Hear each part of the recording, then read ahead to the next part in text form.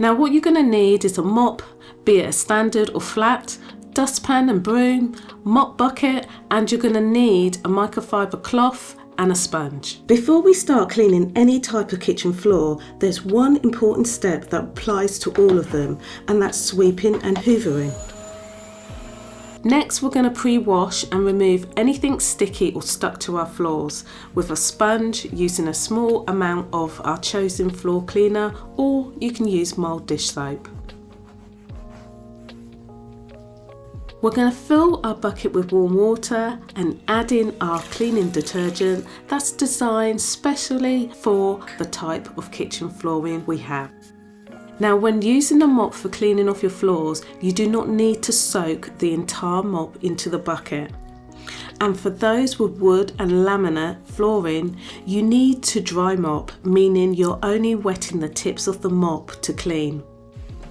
Now when you're mopping, create the figure 8 motion along the floor, working your way out of the room. If you own a flat style microfiber mop, then what you need to do is just wet your microfiber pad with some warm water or into your prepared cleaning solution and wring out the excess before attaching it to the end of your mop pole.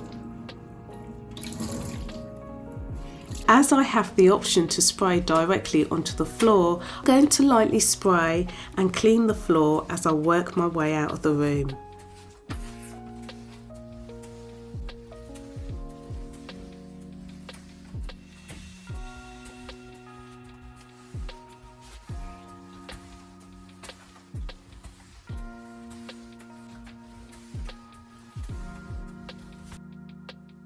Okay, we've not yet finished, especially for those with wood, laminate and tile floors.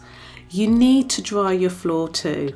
So I'm going to use a clean pad and go over my kitchen floor, and you can also do the same with a microfiber cloth.